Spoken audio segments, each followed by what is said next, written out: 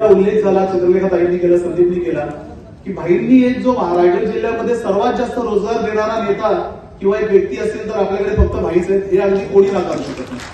65,000 त्यांनी नोकऱ्या दिल्या होत्या. त्यांच्या आयुष्यातलं सगळ्यात मोठं अचिव्हमेंट त्या 65,000 नोकऱ्या होत्या. तसं मी एक बँकर आहे.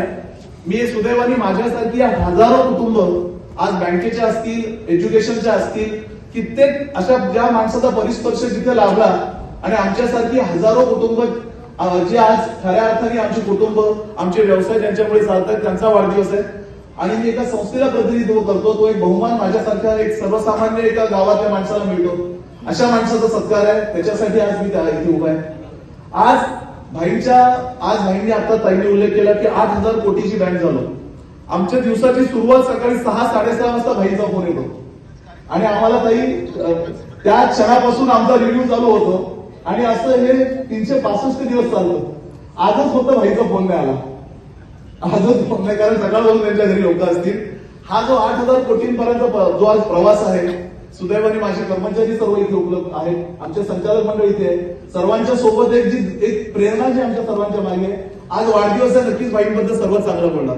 पण मी सांगतो की अशा ज्या संस्था आज रायगड जिल्हा बँकेमध्ये एक ज्या प्रकारच्या वातावरणात बँक काम करते आणि हे कोल्हापूरचे स्वतः संचालक आहेत कोल्हापूर जिल्हा बँकेचे. मी बऱ्याचदा जिल्हा बँकेत जात असतो, त्यांच्या कामाचं मी जवळून पाहत असतो, बंडी पाटील साहेबांचं काम.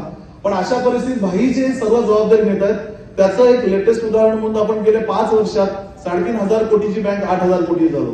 आणि मी ताईंनी जे आवाहन केले त्याला मी नक्कीच प्रतिसाद देऊन म्हणेन की आमचं ज्याप्रमाणे आम्ही ज्या प्रत्येक घटकाला आम्ही बँकिंगमध्ये आणतोय की त्याच्यामुळे बिझनेस हा एक 10,000 कोटीचा आम्ही पुढच्याच वर्षी पूर्ण करतोय.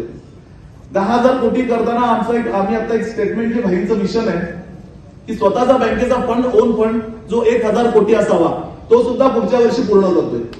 हे 1,000 आणि 10,000 कोटी करत असताना त्याच्या सोबत जे आम्ही सामाजिक बांधिलकीतून कामं करतोय. अगदी 4 दिवसापूर्वी आमचे प्रशंसक आहेत तिथे, त्यांनी एक आवाहन केलं की अलिबागमध्ये स्वर्गीय नमिता नाईक एक अतिशय सुसज्ज असे क्रीडा संकुल झालं.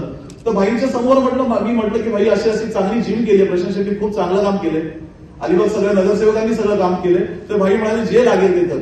आणि इतकी चांगली अशा कित्येक गोष्टी आहेत, कधी भाईंनी याची प्रसिद्धी घेतली नाही. आज कार्यक्रम करायचा उद्घाटनाचा भाई म्हणाले नको रे कार्यक्रम, तुम्ही जिम चांगली करा. अशा प्रकारचा माणूस होणं शक्य नाहीये. अशा